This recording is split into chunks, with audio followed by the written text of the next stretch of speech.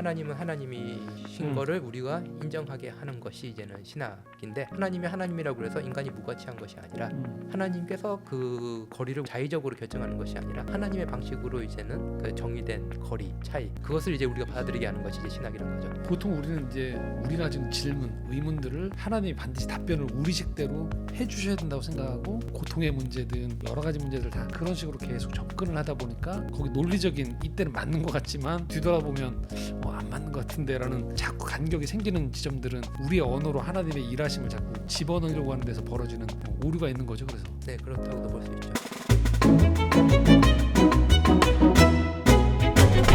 네, 아웃플루언서 두런두런 인터뷰 오늘 세 번째 시간입니다. 김진혁 교수님 모시고 함께 저희가 아웃플루언서 두런두런 인터뷰 진행하려고 합니다.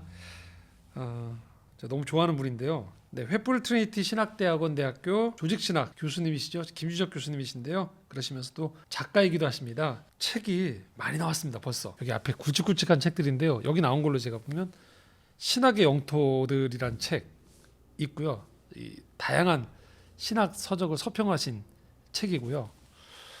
또 이 책은 C.S. 루이스를 통해 본 상상력 이성 신앙 순전한 그리스도인이라는 책이 또 있고요. 제가 아주 좋아하는 책인데요. 이 사도신경을 통해서 이 기독교 신앙을 해설한 책인데요.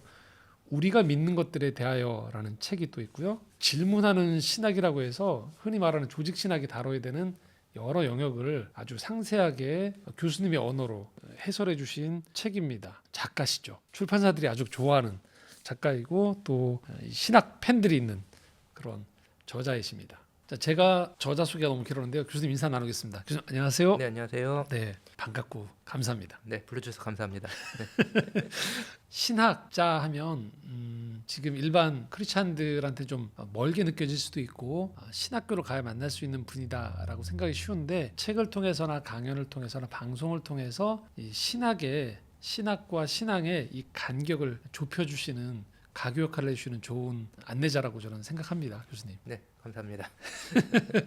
네, 대화를 하면서 저희가 이어가도록 할 텐데요. 교수님은요, 공부를 아주 잘하신 분이십니다. 국내에서도 연대에서도 신학을 공부하셨고, 또 미국에 우리가 듣던 하버드, 영국의 옥스퍼드, 독일의 하이델베르크에서 공부와 연구를 해오셨습니다. 거의 뭐 공부에 있어서, 연구에 있어서는 우리가 가장 선망하는 학교들일 텐데 거기서 다 공부를 하셨단 말이죠. 자, 우리가 일반적으로 이 신앙이라고 하면, 기독교 신학이라고 하면 보통은 기도나 예배, 전도, 봉사하는 거 이런 거 생각하실 텐데, 크리스찬 입장에서 봤을 때 저는 교수님은 공부라는 영역으로 신앙생활을 하신 게 아닌가라는 생각들이 들거든요. 어떠신지 교수님한테 그래서 저는 여쭤보고 싶어요. 교수님의 신앙 안에서 공부는 어떤 의미신지 좀 묻고 싶습니다. 네, 너무 이게 거창하게 말씀해 주셔가지고 어떻게 답을 해야 될지 모르겠는데, 네. 공부라고 하는 거는 이제는 뭐 기독교에서만 있는 것도 아니고 또 이제는 신학하는 사람만 하는 것도 아닌 게 이제 공부라고 이제 생각이 드는데요. 소극적으로 말하자면 아까 말씀하셨듯이 신앙의 모습 중에 전도도 있고 뭐 기도도 있고 예배 열심히 하는 것도 있고 뭐 다양한 모습이 있겠지만, 또 이제 요즘에 유행하는 MBTI에 따르면은 또 제가 극I이기 때문에 교회에서 원하는 여러 신앙 생활의 모습들, 거기에 상당 부분 제가 비껴가 있는, 혹은 이제 가 있어도 약간 소외된 듯한 그런 느낌들을 많이 가졌던 것 같고요. 그런 의미에서 뭐 제가 잘하는 게 뭐가 있을까라고 생각을 했을 때, 그래도 그나마 이제 꾸준히 할 수 있는 일, 그게 제일 낫지 않을까라고 생각해서 뭐 공부를 하려고 한 건 아니었고요. 나중에 뭐 기회 되면 말씀드리겠지만, 상황이 계속 이제 공부하게 이렇게 몰아간 것도 있고, 근데 상황이 이렇게 몰아갔기 때문에 어쩔 수 없이 했는데, 거기에 걸맞는 어떤 그런 그 성취 내지는 뭐 결과가 없었으면은 중간에 그만뒀어야겠죠. 근데 이제 다행히 그때 이제 공부를 할 때마다 거기에 맞는 어떤 그 보상까지는 아니더라도 이걸 내가 하는 게 조금 이렇게 다른 것보다 낫겠구나 라는 생각이 들 정도로 이렇게 와가지고 이제 공부는 계속하게 되었던 것 같습니다. 우리가 일반적으로 생각할 때 공부를 잘하신 거란 말이에요. 분명히 교수님 잘한 거죠. 저희가 왜 이런 거 들으면 허탈하거든요. 왜 어떻게 공부를 하셨습니까? 하면 저는 교과서밖에 안 봤어요. 이런 되게 허탈하거든요. 근데 뭐 사실은 공부도 일종의 하나님 주신 달란트의 영역이라고 저는 생각해요. 어떤 면에서는. 근데 그러면 공부의 영역 중에서도 교수님이 나는 참 공부에 성향적인 아이도 있지만 공부가 나한테 잘 맞는다 할 때, 그 중에서도 그럼 왜 신학을 택하신 이유도 있을 거 아니에요? 몇 가지 이유가 있을 것 같은데요. 뭐 어쩔 수 없이 이제 개인적인 얘기 조금 드려야 될 것 같은데 원래 이제는 한국에서 전형적으로 이제는 그 저도 옛날 사람이니까 그 남자 고등학생들에게 요구되는 그래서 약간 내지는 점수가 나오는 남학생들에게는 주로 가라는 과들이 이제는 뭐 법대, 경영, 뭐 경제 이런 과들이잖아요. 근데 이제는 별로 매력을 이제 못 느끼고 있었고 교수님 입장에서는 별로 못 느끼고 있었고 그리고 이제 그 아버지가 이제 장로님이신데 장신대에 이제 평신도 장로님들 공부하시는 과정이 있었거든요. 있죠. 네. 그러면서 이제 장신대 교수님들 강의 들었으니까 책을 사가지고 오시잖아요. 그래서 그 책들 조금 이렇게 봤는데 재밌더라고요. 그 책들을 보면서 신학이란 게 재미가 있네라고 이제 느꼈던 그런 단계가 있었고요. 그리고 이제는 아버지도 이제 공부하신 거 저한테 조금 얘기해 주시고 저 나름대로 책 들적들적거리고 이러다가 보니까 이제 궁금증이 든 거는 목사님의 설교와 왜 이렇게 또 신학책에 적힌 내용에 차이가 있을까라는 게 이제 어린 나이에 그 생각이 들어가지고 아직도 기억나는 게 교회 지하실에서 친구랑 이제 그 문제 가지고 심각하게 토론하고 고민했던 고등학교 때도 그래서 이제는 왜 목사님은 배운 대로 설교를 안 하실까? 물론 이제 그걸 배웠다라는 건 아니지만 목사님이 그 내용 그대로 그렇지만 그런 책이 이제 교재로 쓰이는데 개인적으로 그 책이 상당히 재밌게 느껴지는데 설교는 또 그 제가 느꼈던 재미와는 또 다른 느낌이 있었기 때문에 이거는 어떻게 된 거지?라는 좀 궁금증이 더 컸던 것 같아요. 그래가지고 그냥 이제 공부를 할 거면은 저 신학 이런 걸 해보자라는 그런 생각이 어릴 때 들었고요. 근데 이제는 또 이제 부모님 입장에서도 이제는 사실 미래가 불분명한 그런 전공을 이제 선택을 하는 거잖아요. 그럴 수 있죠. 그러다 보니까 이제는 그 문제를 가지고 이제 고민을 좀 많이 했었죠. 신학을 내가 알면 얼마나 한다고 신학을 공부하고 싶을까? 이런 또 그 생각도 들었고요. 그런데 이제 아실지 모르겠는데 그 소피의 세계라는 책이 있어요. 아마 우리나라 94년도에 번역된 책인데 이게 철학을 이제 되게 재밌게 대중적으로 푼 책이죠. 근데 우연히 이제는 그 고등학교 있을 때는 학교에만 이제 묶여 있어야 되는데 도서관에 가서 학교에서 읽으라고 하는 책이 아닌 책을 읽을 수가 있는데 소피의 세계라는 책을 거의 처음으로 읽었던 것 같아요. 우리 요즘같이 이렇게 도서관이 잘 되어 있는 그런 때는 아니었기 때문에 그렇기 때문에 도서관에서 이제는 뭐 내가 자유롭게 책을 본다 이것도 우리나라는 자연스럽지만 그때 당시에는 되게 특이한 케이스였고 소피의 세계를 봤는데 이제 철학자들 얘기가 나오는데 정말 말도 안 되는 이상한 생각들을 하는 거예요. 이게 뭐 상식적이진 같지도 않고 근데 그 논리를 따라가다 보면은 말이 되는 것 같고 그리고 이제는 떨어져서 보면은 이 사람 왜 이런 생각을 하지? 이런 생각도 들고 그 질문 자체를 왜 이런 질문을 할까? 그리고 답도 내가 원하는 답이 안 나오고 뭐 이런 식의 그 상당히 낯설지만 재밌게 그 책을 읽었던 기억이 있습니다. 아직까지 나오고 있는 책으로 제가 알고 있고요. 그래서 그 책을 이제 보면서 이제는 그 철학 그리고 신학 그리고 좀 더 넓은 을 위해서 인문학이라는 걸 좀 더 공부하고 싶다라는 생각을 했었고 그래가지고 이제는 신학이라는 학문을 이제는 전공으로 이제는 선택을 하게 됐죠. 그래서 다른 분들처럼 예를 들어가지고 뭐 이제 수련회 가가지고 마음이 뜨거워지고 뭐 하나님 음성을 듣고 그래서 신학을 한 케이스라기보다는 아까 말씀하신 크게 봐서 공부라면 공부 그걸 통해 가지고 이제는 내가 신학을 공부해야겠다라는 생각이 들었고 그게 아마 지금까지도 그 아까 말씀하신 신앙의 여러 영역 중에 공부라는 걸 잘하고 못하고를 떠나서 그 부분에서 이제는 제가 뭔가 계속해서 질문을 하고 그 속에서 뭔가 또 찾아가고 그러고 있지 않나 생각됩니다. 자, 그러면 보통은 교수님들이 공부하실 때 국내에서 공부하고 보통 한 군데 정도 해외 유학을 가시고 돌아오시는 경우들이 많은데 교수님 여정을 보면 미국, 영국, 독일까지 이렇게 다니시는 여정이 있잖아요. 왜 그런 선택을 하시게 되죠? 제가 이게 다양한 교단의 교회들에 속해가지고 이제는 그 신앙생활을 했었는데 그래도 이제는 제일 어떻게 보면은 신앙을 성립하고 그리고 세상에 대한 그 관점을 이제 신앙적으로 이제 형성할 때는 고등학교에서 대학교 초기 정도라고 볼 때 그때 이제는 제가 예장통합 측 교회를 다녔었거든요. 그리고 제 나이 때 예장통합 측 신학교 대표적으로 장신대 같은 경우는 성경을 다 외워야 되고 뭐 삼수 사수도 하고 일단 그게 하기 싫었고요. 두 번째로는 신학은 학부 때 하고 이제는 저는 바로 이제 대학원을 이제는 그 THM을 바로 이제 조직신학 전공을 이제 하게 되었는데 그러면서 이제는 조교를 하게 됐죠. 조교를 하게 되면서 이제는 선배들이 이제 미국이나 뭐 독일이나 박사학위를 받고 왔을 때 되게 고생하는 모습을 이제 많이 본 거죠. 고생이라면 이제 정착하는 과정에서. 정착하는 과정에서 그 과정들을 이제 보면서 신학은 그만해야겠다라고 생각을 했었고 신학을 그만한 대신에 이제 제가 또 행정 조교를 하다 보니까 선망했던 직업이 뭐냐면은 교직원이었거든요. 그래서 이제 교직원을 해야겠다고 이제는 생각을 하고 그 준비를 하려는데 이상하게 이제는 교직원 그 해를 뽑질 않았어요. 그 교직원을 뽑지 않아가지고 다시 교직원 공고 올라왔는데 봤더니 제가 나이에서 잘리더라고요. 그 사이에. 그럼 만약에 그때 교직원 공고가 났었으면 교수님이 신학자 김진정은 없고 그냥 교직원 김진혁이 됐을 수도 있겠네요. 네, 그랬을 가능성도 있죠.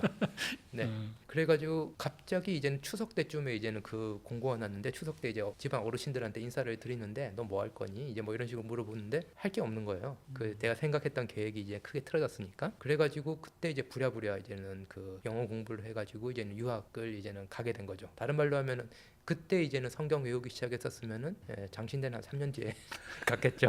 네, 그래서 이제 어쩔 수 없이 그런 제 계획이 틀어지면서 영어 점수를 가지고 갈 수 있는 데를 이제 찾다 보니까 또 이제 준비도 안 되어 있었으니까 아무래도 이제는 재정적으로 가장 많은 이제 장학금 후원이 오고 그런 학교를 이제 찾아가니까 이제 일반적으로 이제는 많이 가는 학교가 아니라 하버드를 이제 선택을 하게 됐습니다. 이거 너무 의외인데요. 이게 공부를 되게 잘해서 이게 하버드 뭐 이게 아니고 뭐 갑자기 저희는 생각은 이제 모든 사람들의 삶의 여정을 보면 직선은 아니고 확실히 곡선들이 다 있는데 교수님도 보니까 좀 저도 이 얘기 처음 듣는데 저는 그냥 공부를 잘해서 계속 이렇게 해서 난 공부 잘하니까 하버드 간다 이게 아니고 교직원 하려고 했는데 이게 뭔가 막히고 자금 안 해주는데 찾다 보니까 하버드다. 그렇죠.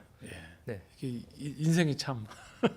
네. 그래서 이제 아버지 후배 중에 신학교 총장님이 계셨는데 그분이 이제는 저보고 항상 이상한 초이스를 한다고 네, 학교를 이상한 데를 항상 골라간다고 그런 말씀 또 이제 하셨던 적이 있죠. 근데 아무튼 뭐 하버드를 갔었을 때도 이제는 잘 모르고 갔죠. 한국에서 정보도 많이 없었을 때고 근데 사람들은 일반적으로 학교 이름 보고 갔다라고 생각하는데 뭐 그렇죠. 그건 아니었던 상황이었고요. 그리고 이제 정보가 없었기 때문에 오히려 저는 이제는 하버드가 아닌 다른 학교가 더 좋다고 들었기 때문에 그 학교를 원래 가려고 했었는데 또 그 학교는 또 되게 특이한 게 못 가게 됐어요. 제가 급하게 준비하다 보니까 크리스마스 이브에 원서를 도착하게 보냈는데 미국에 DHL 직원이 이제는 서류는 이제는 학교 입학하는데 이렇게 뒀는데 크리스마스 휴가니까 직원이 그거만 받기만 하고 처박아 두고 열어보지를 않는 채 몇 달이 지난 거예요. 배달 사고네요. 배달 사고. 그래서 다른 학교에서는 다 이제는 합격 통지 그다음에 장학금 뭐 지원하라 이런 게 막 오는데 그 학교는 합격했는지 안 했는지도 모르는 그런 상황에서 연락을 했죠. 그랬더니 저 지원 안 했다고. 그래서 이제 지원하신 건데 거기서 못 받았다 네, 이거죠. 못 받았다는 거죠. 그래서 DHL 요거 영수증을 이렇게 보냈더니 그 학교에서 우리가 사고였다. 라고 이제 얘기를 한 거죠. 그래서 정말 우연히 하버드를 가게 됐습니다. 이렇게 얘기하면 되게 특이한데 근데 너무 반전인데 이건 그렇게 하시고 그러면 하버드에서 공부 끝나고 보통은 또 미국 안에 있을 텐데 왜 영국으로 또 넘어가셨어요? 네, 그 하버드에 원래 갔을 때는 뭐 하버드 학풍이라면은 한국에 알려진 거는 네. 이제 학문적인 것도 있지만 상당히 그 자유주의적인 그런 네, 성향이 네. 강하다 뭐 이런 식으로 알려져 있는데 거기 처음에 지원을 할 때는 이제는 저는 이제 퍼블릭 시올로지 공공신학 그쪽을 공부한다고 지원했었어요. 근데 오히려 거기서 만난 거는 이제 삼일체 신학 새롭게 만났습니다. 그리고 거기 워낙 좋은 교수님들이 많으니까 그냥 이렇게 한국에서 귀로만 듣던 거를 이제는 실제 문헌들, 1차 문헌들 그걸 읽으면서 삼일체에 대해서 더 관심을 가지게 됐고요.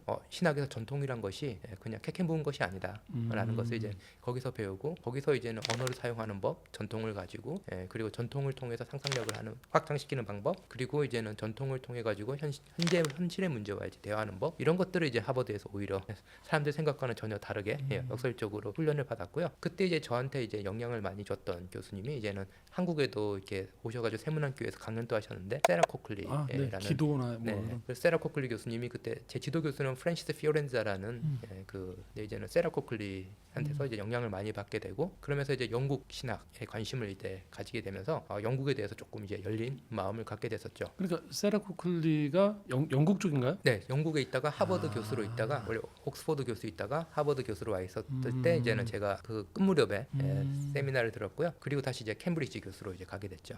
그러면 그 지점에서 미국에서 배웠던 신학하고 그 영국에 가야겠다는 되게 어떤 접점, 그 촉발점 뭐였어요? 어떤 차이가 있다라 내가 넘어가서 배우겠다라는 지점들은 뭐였죠? 그건 또 이제는 특별히 또 아카데믹한 학문적인 이유는 아니었어요. 이제 일단 영국 자료들, 영국 신학자들을 이제 세라 코클리 통해 가지고 조금씩 이제 접하게 되면서 미국과는 조금 다른 느낌이 있다.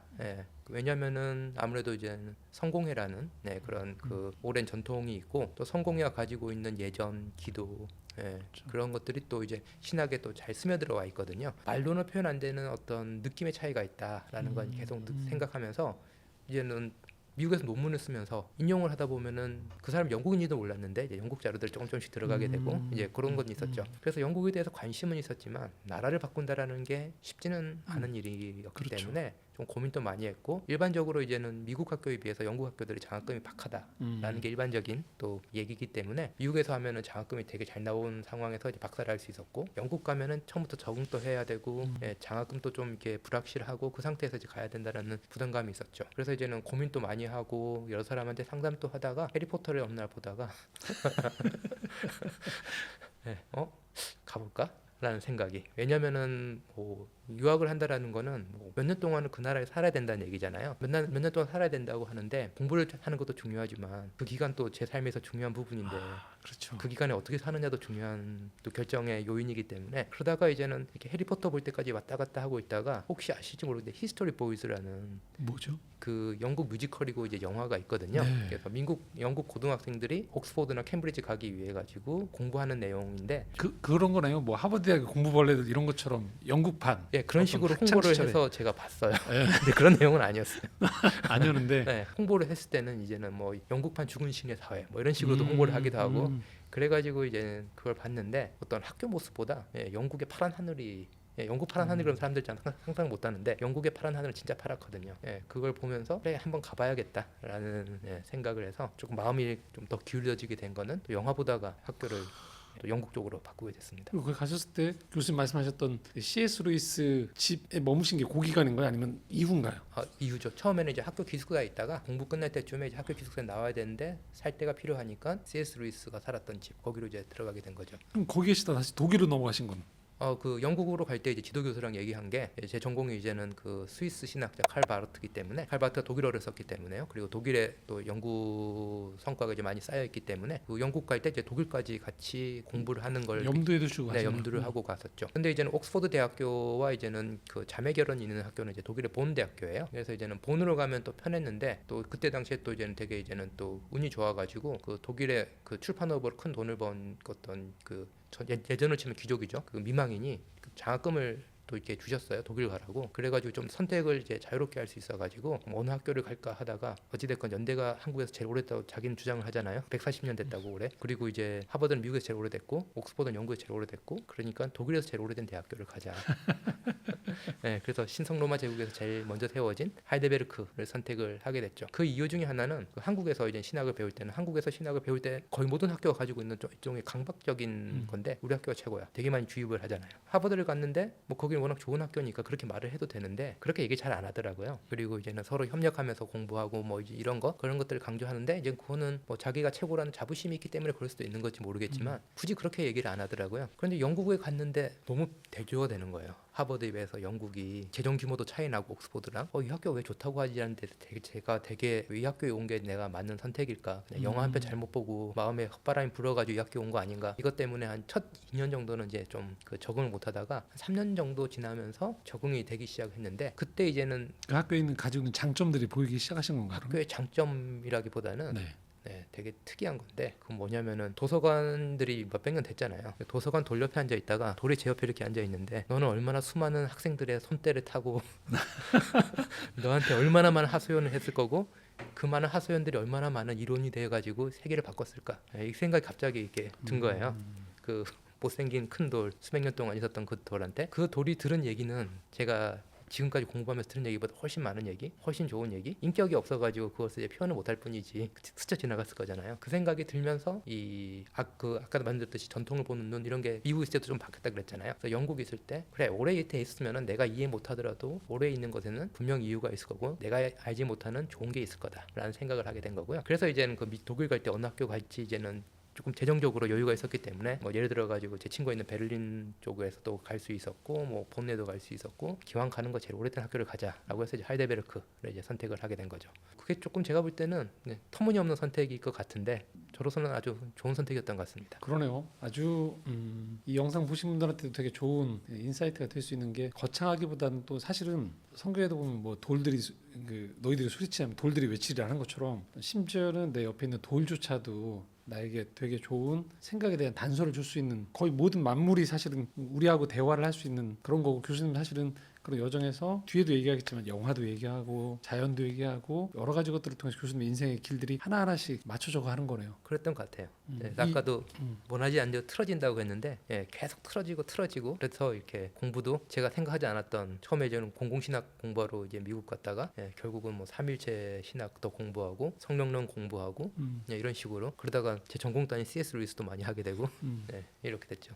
독일에서 그럼 주로는 뭘 하셨어요? 독일에서는? 독일에서는 원래 세속화 사회에서의 종교 문제를 가지고 그 원래 이제는 박사 끝날 때쯤에 이제는 장학금을 받아가지고 이제는 포닥까지 거기서 이제는 했어야 되는데 그래서 이제는 그 과정을 하다가 그 영국에 포닥 자리가 생겼어요. 런던 대학교 히스로 칼리지라는 데서 이제 거기에 이제는 그 종교사회학 교수 밑으로 이제 제가 이제는 포닥을 하러 이제 가게 됐죠. 그랬는데 갑자기 이제 한국에서 이제는 그 회프 트리니티 신학대학원 대학교라는 곳에서 이제 가르치게 되면서 이제 오게 됐죠. 그래서 원래는 종교사회학 이 부분, 종교 해석과 사회에서 종교의 문제 이건 제 오랜 관심사이고요. 근데 그거를 아직까지 구체적으로 연구하거나 풀어놓지 못하고 있었고 오히려 이제는 한국에 와서는 이제 다른 일들을 이제 하게 된 거죠. 굉장히 교수님 여정이 이게 인터뷰를 통해서 들어보니까 공부 그러면 딱 아까 제가 처음 질문 사실은 나는 그냥 공부가 좋으니까 해서 계속 그때 맞춰서 그냥 제일 좋은데 그냥 내가 공부를 잘하니까 갔다 굉장히 순진한 생각이네 이건 모든 사람의 인생 여정처럼 교수님의 인생 여정도 보니까 굉장히 그 사소한 것들과 즉흥적인 것들이 다 결합되어지면서 멀리 본 게 하나님의 인도하심인데 그게 만들어진 것 같아서 되게 들으면서 아주 흥미진진하게 잘 와닿는 것 같습니다. 그러면 그 공부하시면서 교수님은 또한 지금 제가 아까 서두에 소개시켜드린 것처럼 굉장히 많은 저술들을 사실 하신 거거든요. 사실은 지금 가르치신 연한이 얼마나 됐었죠? 지금 현재 국내에 들어오셔서 13년 됐죠. 그거 치고 사실 양이 많은 거 아닌가요, 교수님? 뭐 양이 분량. 더 많은 분들도 계시죠. 아 그래도 굉장히 네. 중요한 저작들 네. 질문하는 신학도 그렇고 근데 그래 앞으로도 계속 나오시잖아요 책들이. 그렇게 보면 교수님한테는 이 독서 그리고 글쓰기가 굉장히 중요한 게 되지 않는가 싶은데 교수님께 그러면 똑같이 아까 신앙 안에서의 공부가 어떤 의미인 것처럼 글쓰기는 어떤 의미세요? 뭐 글쓰기라고 그렇게 하면은 이제는 제가 잘 몰랐는데 어쨌든 책을 내다 보니까 이제 출판인들 뭐 편집자들 아니면 다른 작가분들 이렇게 만나잖아요. 그러면은 저와 다른 경지에 그런 글에 대한 사랑이 있는 분들이 대부분이고요. 어릴 때부터 책을 읽거나 뭐 그런 분들이 많고 집안도 이제는 책을 많이 읽고 뭐 글도 쓰는 분도 계시고 그런데 저희는 이제 부모님이 다 이공계이기 때문에 책 읽는 문화가 아니었어요. 교과서 외 책은 책이 아닌 약간 그런 분위기. 그래서 아까 말씀드렸듯이 처음으로 이제 도서관 가서 소피의 세계를 접어든 게 제게는 되게 큰 경험이었고 어떻게 보면은 기적 같은 일이었다라고도 할 수는 있겠죠. 근데 이제 그 글에 대해서는 이제는 그 제가 훈련을 받거나 어릴 때부터 쓰거나 그게 아니었는데 쓰라고 해서 이제 쓰기 시작을 한 거죠. 근데 이제는 아까도 말씀하셨지만 제가 계획한 것보다는 뭔가 사소한 계기들 이런 것들이 크다 했는데 사실 제가 이제는 신학과를 이제 가게 됐을 때 좀 이렇게 적응을 못하고 그리고 이제는 원래 가려던 과와 신학과에 또 점수 차가 있기 때문에 공부를 안 하더라도 학점 같은 경우는 이렇게 나오고 이런 상황이다 보니까 학교 생활 열심히 안 했어요. 그리고 항상 학교 제일 뒤에 교실에 앉아 있고 그런데 이제는 교양 국어 시간에 갑자기 그 교수님이 강사분이죠. 제 이름을 부르시는 거예요. 뒤에 손 들고 전데요 그랬더니 글이 참 좋았다고. 그래가지고 제 글에 대해서 이제 물어보더라고요. 왜 이런 식으로 썼니 그러길래 별 생각 없이 썼는데요. 그러고 앉았던 기억이 있는데 그때 그 교수님이 이제 웃으시면서 약간 실망한 듯한 그 표정을 이렇게 지으시고 그 다음에 또 무슨 일 있을 때 학생들 답변 안 하니까 또 저를 지명하셔가지고 국문과 강사님이시니까 신학과 학생들한테 가르치면은 조금 답답한 답이 많이 나왔나 봐요. 그래서 그 국문과 강사님이 이렇게 하는 게 이런 걸 죄라고 꼭 불러야 되냐라고 이제 하셨는데 이제 학생들 답이 없으니까 저한테 이제 또 물어보셨는데 제가 그냥 죄 아니라고 생각하는데요라고 이렇게 그냥 그러고 앉았거든요. 그리고 이제는 그 수업은 이제 끝났는데 저를 기억하시고 계속 이렇게 그 선생님께서 그 수업 끝났는데도 이제 강사분이니까 얼마나 바쁘시겠어요. 근데도 이제 저보고 이제 보면 이제 웃어주시고 인사도 해주고 그래서 내가 글을 잘 쓰는 사람으로도 이렇게 보일 수 있구나라는 걸 그때 처음 알았던 것 같아요. 그래서 이제는 그런 한마디가 되게 중요했던 것 같아요. 그렇죠. 그런 한마디가 중요했던 것 같고 그래서 글 쓰는 역할들을 많이 맡았던 것 같아요. 그 이후로 그래서 교회에서 주보의 칼럼 같은 거 청년부 그것도 저보고 쓰라 그러고 뭐 이런 식으로 이제 글을 많이 쓰다가 결국은 이제는 그 게으른 천성이 있기 때문에 스스로 힘으로는 글을 안 쓰는데 제 친구가 이제 기독교 사상이라는 기독교 되게 오래된 잡지 있거든요. 네, 편집장이 됐어요. 그래서 이제 제가 유학하고 있을 당시에 글을 부탁을 해서 그래서 박사과정 때부터 이제 기독교 사상이란 그 오래된 역사를 가진 잡지에 글이 조금 실리게 된 거죠. 그래서 이제 한국에 왔을 때 출판사에서 그 아무 어떻게 보면은 뭐 경력도 없고 아무것도 없는 사람한테 와서 이제 글을 쓰지 않겠냐라는 그런 요청도 해왔고, 그 요청이 제가 볼 때는 그 제가 감당할 수 있는 요청이 아니라고 그렇게 생각했기 때문에 몇 년 동안은 글을 안 쓰려고 했었습니다. 그런데 이제는 억지로 쓰게 하시더라고요. 이렇게 뭐 연재를 이렇게 연결시켜 가지고 억지로 쓰게 하시고 뭐 그런 식으로 해서 이제 글이 나오게 됐고요. 거기서 이제 배운 것 중에 하나는 뭐냐면은 뭐 아까도 뭐 과찬처럼 말씀하셨는데 다른 신학자들과 다르게 약간 이제 글을 이렇게 가지고 좀 특화됐다라고 얘기하는데, 저는 글을 쓸 때 일반 뭐 신학자들 같은 경우는 다는 아니겠지만 출판사에 내가 이렇게 좋은 아이디어 있으니까 내겠다, 혹은 이제 내 논문들이 모였으니까 내겠다라고 하는데, 저는 출판사에서 시키는 것만 씁니다. 왜냐하면은 저보다는, 저 같은 경우는 이제는 생활 패턴이 단순하기 때문에 주로 집에 있고 학교에 있고 인간관계 좋기 때문에 만나는 사람들 만나고, 근데 한국에 있는 독자들이 뭘 원하는지는 저보다는 출판사가 훨씬 더 잘 알 거기 때문에, 기본적으로 인간은 자기 객관한 능력이 없기 때문에 자기가 잘한다 생각하는 게 사실 못하는 걸 수도 있고, 자기가 못한다고 생각하는 게 오히려 딴 사람 눈에는 도드라져 보이는 장점일 수도 있고, 그렇기 때문에 출판사에서 이런 그 요구가 있는데 이거를 교수님이라면 잘해줄 것 같아요 라고 얘기하면은 그게 오히려 더 잘 맞는 경우가 있는 것 같아요. 그래서 제가 주도적으로 어떤 프로젝트를 하는 것보다도 시키는 대로 이렇게, 물론 이제 시키는 대로 하는 거 아니죠. 이게 이렇게 시켰는데 딴 결과물이 나오니까 처음엔 많이 당황해하시죠. 네, 그렇지만 이제는 이런 아이디어를 가지고 한번 써보지 않겠냐라고 하면은 그걸 이제 제 식으로 이제 풀어나가는, 그런 식으로 이제 글을 많이 쓰는 것 같습니다. 아우, 저 글쓰기류의 책들을 저는 좋아해서 많이 읽는 편인데, 또는 자기계발 강사하시는 분들 입장에서 봤을 때 되게 당황스러운 답변일 수 있을 것 같아요. 내가 막 계획을 세우라기보다는 이미 나는 사실 좋아하는 것들 하고 있지만 그런 것들에 대한 객관화된 외부의 시선이 나한테 제안이 왔을 때 그걸 거절하지 않으시면서 계속 응답된 과정들이네요. 거절은 합니다. 거절하는데 두세 번 얘기하시면은 뭔가 보이시나 보다 나한테서, 그렇게 생각하고 나가는 거죠. 여하튼 교수님의 신앙을 보면 우리가 흔히 말하는 주도적 신앙이라기보다는 상황 가운데에서 그때 내가 할 수 있는 제일 좋은 선택들을 보통은 선택하시면서 계속 오셨던 것 같은 그런 느낌이 좀 들어요. 네. 근데 그 결과가 좋은 거죠. 그래서 한국에 처음 왔을 때는 그 C.S. 루이스 학자로 잘못 알려졌던 것도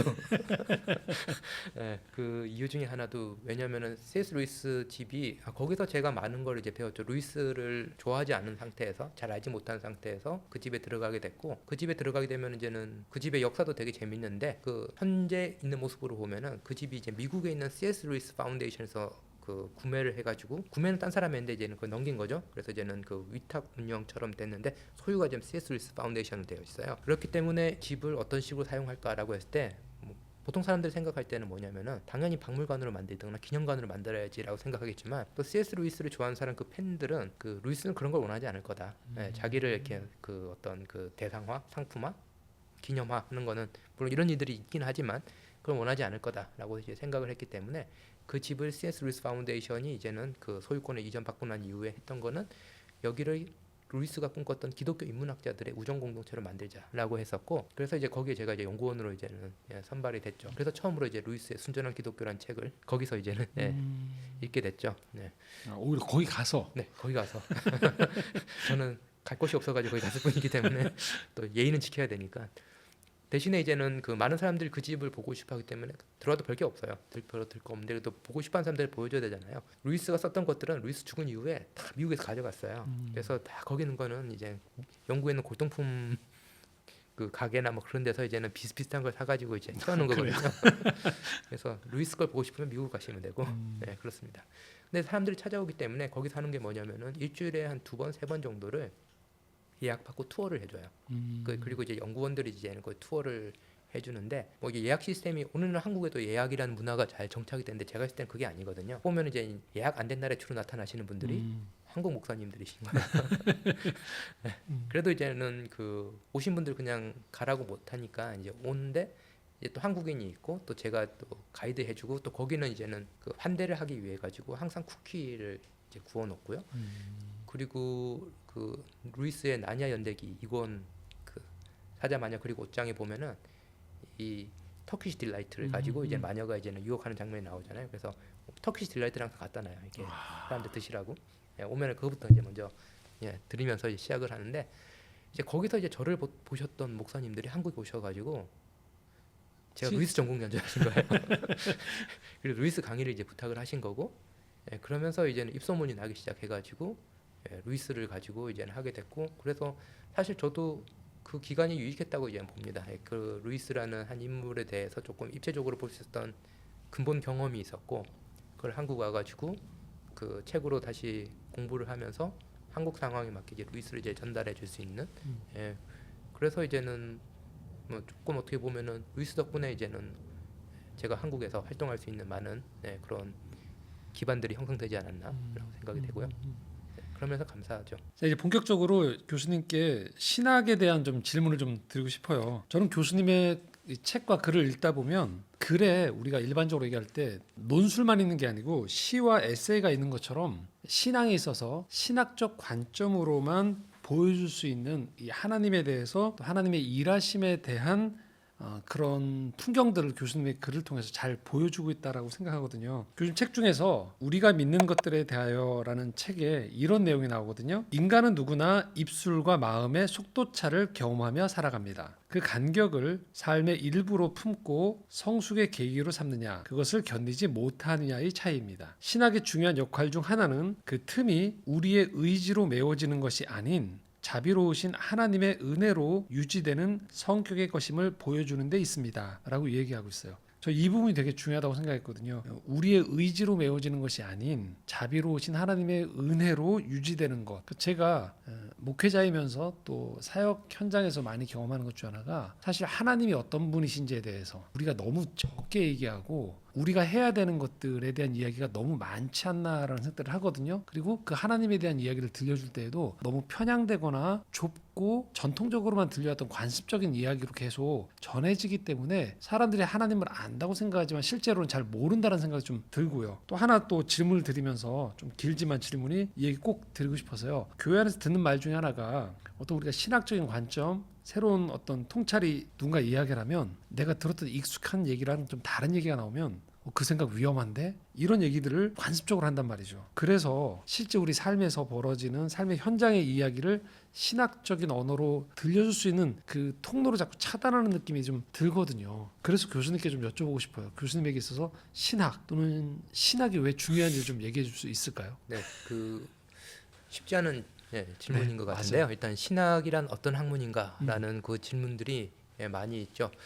근데 그 신학이란 어떤 학문인지를 알기 위해서 신학이란 것의 정의를 가지고 들어가면은 저는 신학이란 것이 실제와 더 멀어진다라고 생각을 하거든요. 오히려. 네, 오히려 이제는 약간의 이제는 모호한 이해를 가지고 있고 그걸 통해서 우리가 사는 실제를 바라보고 그게 이제는 실제를 더 충실히 바라볼 수 있으면은 그 신학에 대한 정의가 더 충실해지고 약간 이런 그 순환 과정이 있어야 되는데 어떻게 보면은 이제는 19세기, 20세기에는 학문으로서의 신학이 강조되다 보니까 신학이란 무엇인지 먼저 정의를 하고 신학의 분과가 무엇이고 각 분과는 뭘 해야 되는 건지 그걸 또 정의하고 들어가다 보니까 오히려 어떻게 보면은 그 관념의 실제가 맞춰진 듯한 예, 그런 느낌이 없잖아 있었던 것 같습니다. 그래서 이제는 저 같은 경우 이제는 신학이란 무엇인가를 생각할 때 가장 크게 영향을 줬던 거는 뭐 제 책 질문하는 신학 그 초반부에도 나오는데 그 미국에서 만났던 그 한국인 유학생 얘기도 나오고 그다음에 영국에서 만난 한 또 이제는 신학생 얘기가 나오는데 한 그 제가 미국에 있었던 학교는 이제 하버드다 보니까 거기는 목회자가 되기 위해서 신학 공부하는 친구보다 혹은 이제는 신학자가 되기 위해서 신학 공부한 친구보다도 다른 거 하려고 신학을 한 친구도 되게 많이 있거든요. 네, 예를 들어 가지고 뭐 로스쿨 가기 위해서 아니면은 뭐 이제는 그 사회사업 하기 위해서 뭐 이런 식으로 그 정말로 신학을 신학으로 공부하기 위해서 온다기보다는 신학을 다른 것을 하기 위해서 오는 사람들이 많기 때문에 오히려 이제 그런 것들이 제가 볼 때는 신학이 조금 더 이제 현실에 또 맞닿을 수 있는 또 하나의 통로라고도 할 수 있거든요. 이제 한국에서 온 신학생이 이제 그거를 이제는 그 이해를 못 해가지고 딘한테 가가지고 왜 목회자로 소명 없는 사람을 자꾸 신학교에 뽑냐라고 이제 상담을 한 적이 있어요. 네, 이제 그게 어떻게 보면 우리가 전형적으로 가지고 있는 신학에 대한 이해인 거죠. 목회자가 되기 위해서 하는 것, 혹은 신학자가 되기 위해서 하는 것인데 그 영국에서 이제는 공부를 할 때 이제는 영국은 보통 이제 석사과정생들부터 연구생으로 이제 인정을 해주거든요. 그래서 제 책상이 있고 제 옆에 이제 석사과정생이 있는데 그 저도 나름대로 이제는 제 나름대로의 그 자부심은 있었겠죠. 뭐 미국에서 좋은 학교에서 공부를 하고 나는 박사로서 공부를 하고 있는데 이 친구는 이제는 그 석사를 하고 있죠. 영국인이 나이도 꽤 많았었고요. 예, 근데 이제는 사람이 워낙 착해가지고 이제는 뭐 제가 볼 때는 제 제스처나 언어에서 기분 나쁜 게 나갔을 수도 있을 것 같은데 뭐 저랑 잘 얘기를 해줬었어요. 지금 보면은 제가 조금 이제 잘못돼야지 않았을까라는 생각도 드는데 그때 이제 그 친구랑 이제 점심을 같이 샌드위치를 먹으면서 용기를 내서 물어봤죠. 너는 좀 나이가 있는 것 같은데 왜 지금 신학 공부하러 왔냐? 라고 했더니 그때 그 친구가 들려준 얘기가 원래 자기는 선교를 하러 이제는 신학 공부하지 않고 선교사 많이 나가잖아요. 선교를 하러 이제는 중동에 갔었는데 어느 날 이제는 자기가 밥을 먹고 들어왔는데 그 사이에 폭탄이 터져가지고 내 동료들 다 죽어 있었다. 그리고 자기는 이제는 선교사로서 그 접고 영국으로 들어왔다.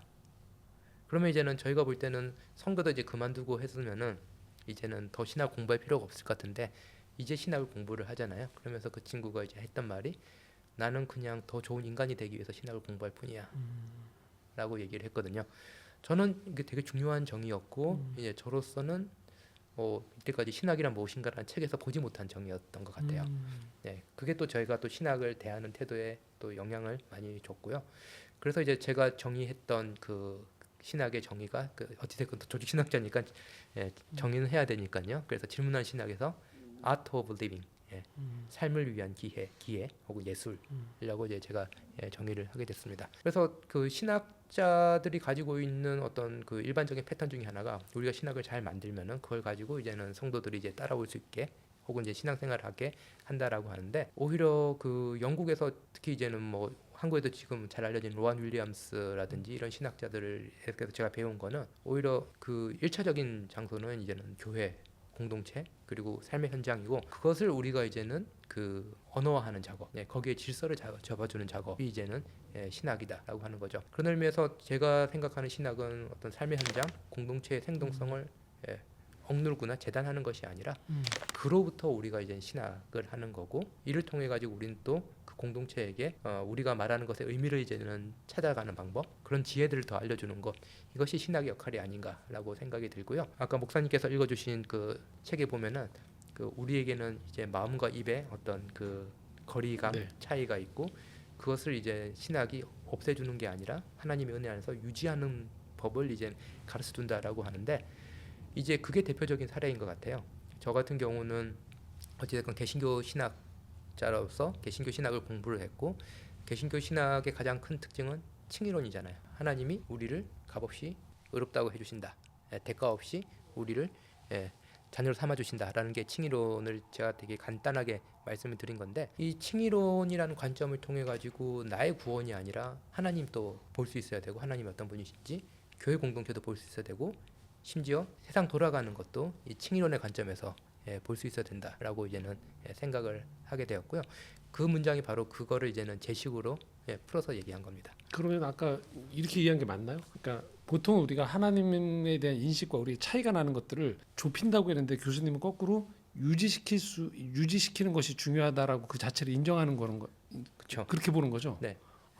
하나님은 하나님이신 거를 우리가 인정하게 하는 것이 이제는 신학인데 하나님이 하나님이라고 해서 인간이 무가치한 것이 아니라 하나님께서 그 거리를 우리가 자의적으로 결정하는 것이 아니라 하나님의 방식으로 이제는 그 정의된 거리 차이 그것을 이제 우리가 받아들이게 하는 것이 이제 신학이라는 거죠. 보통 우리는 이제 우리가 가진 질문, 의문들을 하나님이 반드시 답변을 우리식대로 해주셔야 된다고 생각하고 고통의 문제든 여러 가지 문제들 다 그런 식으로 계속 접근을 하다 보니까 거기 논리적인 이때는 맞는 것 같지만 뒤돌아보면 안 맞는 것 같은데라는 자꾸 간격이 생기는 지점들은 우리의 언어로 하나님의 일하심을 자꾸 집어넣으려고 하는 데서 벌어지는 오류가 있는 거죠. 그래서 네 그렇다고도 볼 수 있죠.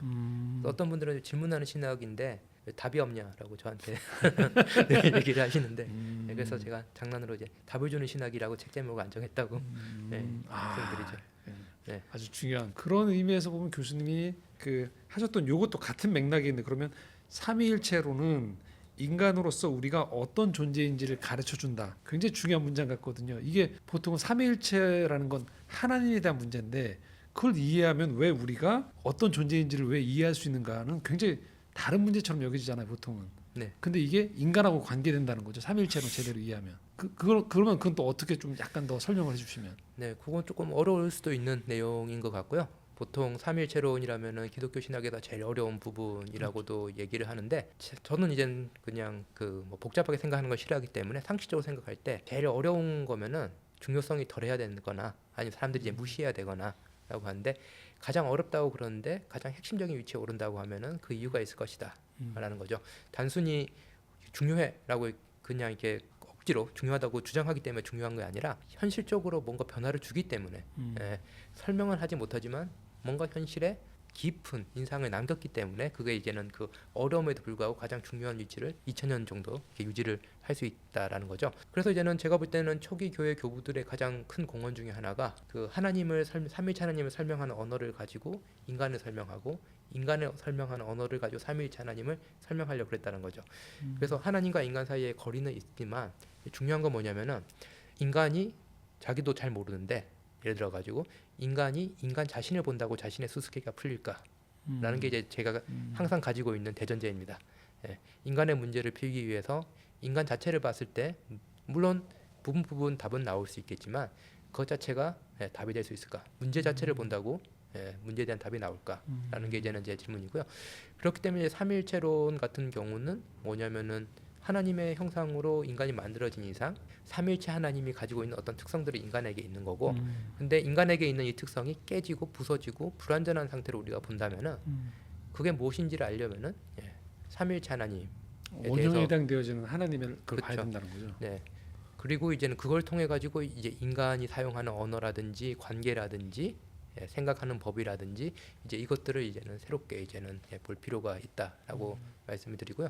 제가 여러 군데서 인용했던 그 구절인데 블라디미르 로스키라고 하는 그 러시아 종교의 신학자가 삼일체는 인간 이성의 십자가라는 표현을 썼잖아요. 다른 말로 하면 우리가 일상적으로 생각하는 인간, 신, 종교, 공동체 이런 것들이 일차적으로 심판받는 장소가 삼일체 원이다라고 할 수 있겠죠. 보통 자기 생각이 옳다라고 해줘야지 기분 좋지 틀렸다라고 말하면 기분이 나쁘잖아요. 그게 인간인데 그런데 그럼에도 불구하고 내 생각이 틀렸다라고 하는 것을 이제는 보여줄 수 있는 건 제가 볼 때는 인간 삶에 매우 중요한 부분이고요. 그래서 그 다른 사람 나랑 다르게 생각한다라고 생각하는 것을 알기까지가 제가 볼 때는 인간이 가기 제일 힘든 지점 중에 하나가 아닌가라고 생각이 들고 그런 의미에서 삼위일체로는 그거를 가능하게 해주는 교리 중에 하나가 아닌가라고 생각이 듭니다.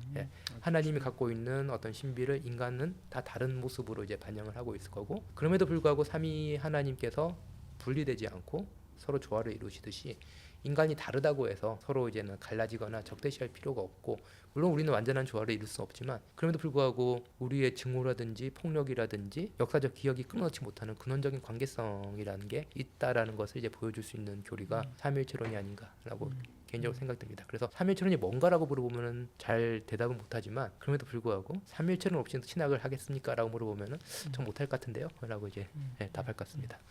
특별히 제가 교수님 그 우리가 믿는 것들에 대하여란 책을 읽으면서 그 삼위일체적인 거에서 기도랑 연결시켰을 때 되게 와닿았던 지점이 우리는 흔히 나를 별개로 생각해서 그러니까 하나님 성부 하나님께 기도한다고 생각했는데 그 책에 보면 성자도 고통당하는 가운데서 기도했던 그것들을 허락하신 하나님께 우리가 기도한다라는 그런 대략의 문장들을 보면서 제가 우리가 굉장히 많이 놓치고 있구나.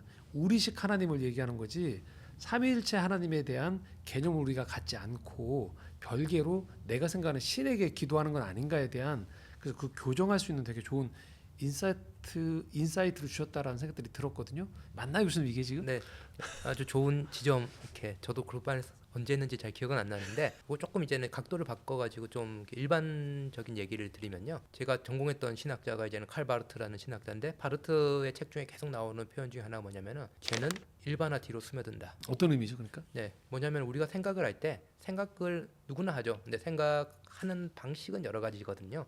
그렇기 때문에 학교의 제일 중요한 기능 중에 하나는 생각하는 법을 가르치는 거잖아요. 그래서 뭐 아주 뭐 일반적인 얘기를 말씀드리면 뭐 연역이 뭐고 뭐 귀납이 뭐고 어떤 방법을 썼을 때 어떻게 더 이제 진리에 가깝게 얘기하고 이렇게 어릴 때부터 생각하는 방법을 이제 훈련시켜 주는 것이 이제는 학교인데 근데 이제는 신학을라는 학문의 적절한 사고 방식이 뭘까? 무작정 상상력을 크게 하는 게 좋은 것인가? 아니면은 무조건 이제 비판적으로 바라보는 게 좋은 것인가? 여러 가지 방식이 있잖아요. 근데 이제는 바르트가 했던 유명한 말 중에 하나가 죄는 일반화뒤로 혹은 추상화뒤로 스며들어온다입니다. 그래서 우리가 자꾸 일반화된 얘기를 하려고 그러거든요.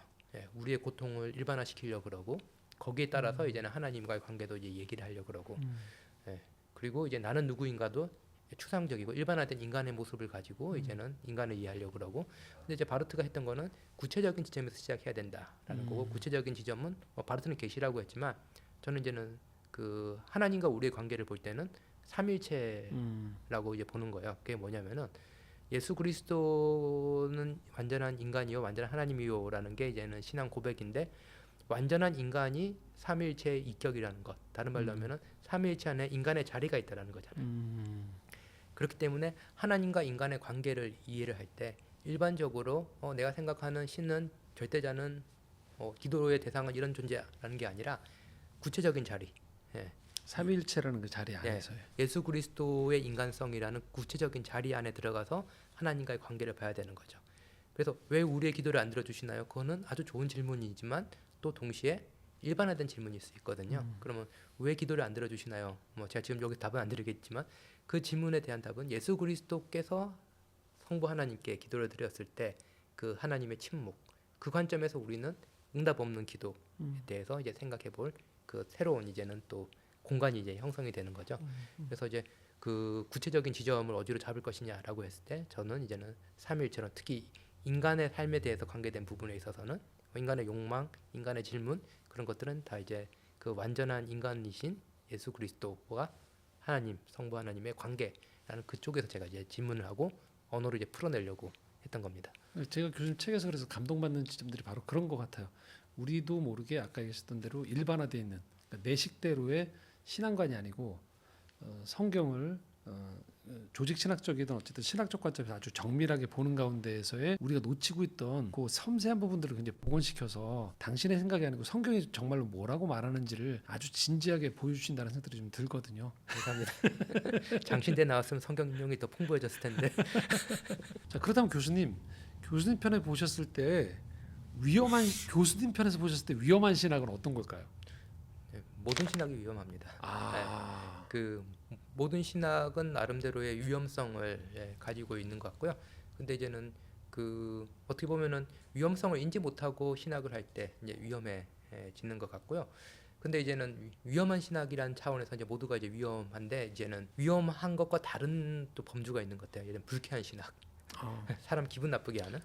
뭐 괜히 이제는 그 사람을 억지로 더 죄인을 만들기로 한다라든지 아니면 더 폭력을 조장한다라든지 이런 이제 불쾌한 형태의 신학 혹은 이제 관점에서 차이가 될 수도 있지만 결과물이 이상한 신학 뭔가 열심히 하고 논리적으로는 잘 짜여진 것 같은데 이게 실제 생활 갔었을 때 뭐 이렇게 신학과 공명을 못 일으켜낸다라든지 아니면은 오히려 이제는 더 폭력적인 기독교인들 무례한 기독교인들을 형성한다라든지 이런 식의 건 있지만 신학 자체는 어찌됐건 우리가 알지 못하는 또 우리로서 완전히 포착도 일어나도 안 되는 그런 하나님을 대상으로 하기 때문에 위험을 감수할 수 있는 그런 배짱이 사실 신학자에게는 필요한데 또 동시에 위험이란 반대 차원에서 내가 하고 있는 것이 언제나 불완전하다라는 겸손 요 두 개가 같이 가는 인단을 의미해서 위험한 학문에서 신학이 그래도 이제는 우리가 할 수 있는 거거든요. 그러면 이것도 가능한 거예요, 성립이? 오히려 내 신학은 위험하지 않아, 내 신학은 안전해, 내 신학은 확실해. 이건 오히려 신학에 있어서 굉장히 위험한 그게 오히려 위험할 수 있겠네요. 네, 그게 이제 아까 제가 말씀드렸던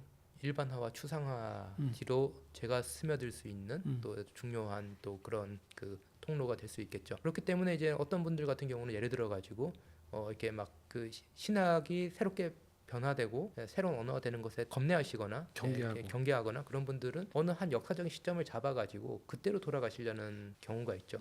예를 들어 가지고 뭐 칼뱅 당시에 제네바로 돌아가시려고 그러거나 아니면 루터 당시에 비텐베르크 들어가려고 그러시거나 뭐 이런 식으로 이제는 그런 식의 그 어떤 특정한 지점을 이제 그 우리의 중거점으로 잡았을 때 제가 볼 때는 그게 안전을 향한 인간의 욕구이지만 또 동시에 가장 또 위험할 수 있는 어떤 그런 그 잠재성을 또 내포하는 신학이 아닐까라고 제 그 생각합니다. 위험하다는 건 아까 교수님이 계속 여기서 강조해 주신 삶의 자리에서의 관계성이 끊어진 상태에서의 네.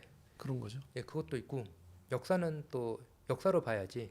역사는 규범성이 없거든요. 어떻게 보면은 역사는 지나간 사람들의 삶의 이야기이기 때문에. 그리고 또 세 번째로 예를 들어 가지고 칼뱅이 아주 뛰어난 신학자다.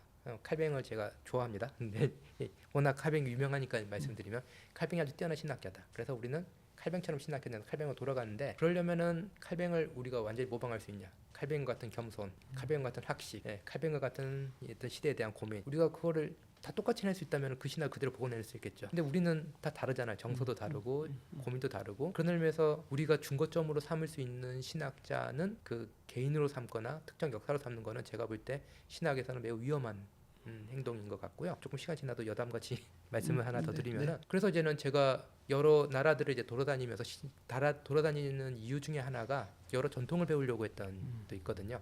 여러 전통을 배우려고 했었을 때 제일 충격적이었던 게 이제 영국이었어요. 왜냐면은 그래서 이제 영국을 스타하기를 한 데 선택한 것도 있는데 영국은 스타 신학자를 잘 기르지 않습니다. 보시면 영국 유명한 신학자 있냐 그렇게 많잖아요. 하면은 뭐 아주 복음주권에서 뭐 존 스토트, 최근으로 로안 윌리엄스 다 있잖아요. 근데 이제 예를 들어서 뭐 이제 알리스트 맥크리스도 있고. 바르트, 틸리히 뭐 이런 식의 뭐 카이퍼 이런 거장은 안 나오잖아요. 그렇죠. 그러니까 영국은 스타 신학자를 원래 안 만들려고 그러는 그런 추세가 있고 그리고 뭐 독일 신학 같은 경우는 계속 루터를 인용을 하잖아요. 루터를 이제는 어떻게 보면은 그 개신교 신학의 어떤 시발점이자 어떤 신학의 중요한 통찰을 주는 사람이기 때문에 계속 루터를 하잖아요. 근데 그 제 책에 계속 나오는 것 중에 하나도 이런 성향인데 성공의 신학에서 제가 배운 건 뭐냐면은 개인을 신학의 표준으로 삼지 않고 1에서 짧게는 4세기, 길게는 5세기를 신앙의 표준으로. 그때가 뭐냐라고 하면은 5세기라고 하면은 칼케돈 공의거든요. 교회 분열 이전의 역사를 표준으로 삼습니다. 어떤 개인을 예를 들면 루터를 우리가 표준으로 삼으면은 칼뱅 전공하는 사람과 칼뱅 좋아하는 사람과 계속 충돌을 일으키잖아요. 근데 그게 아니라 교회 분열 이전의 역사를 우리의 어떤 그 가장 중거점으로 삼으면은 제일 중요한 것, 뭐 이 신학이 더 좋을 수도 있고 저 신학이 더 좋을 수도 있지만 중요한 거는 어떤 공교회, 교회가 하나 된다라는 것, 이것을 이제는 신학의 표준으로 삼을 수 있다라는 것. 제가 뭐 거기에 다 동의할 필요는 없지만 그런 생각 자체가 되게 특이했고 놀라웠어요. 그런 경험이 있습니다. 그렇게 보면은 교수님 말씀대로 하면 이제 교부들의 신학이라든지 초창기 문헌들에 대해서 조금 더 신학을 관심 있는 사람 입장에서 좀 더 관심을 기울일 필요도 있겠네요.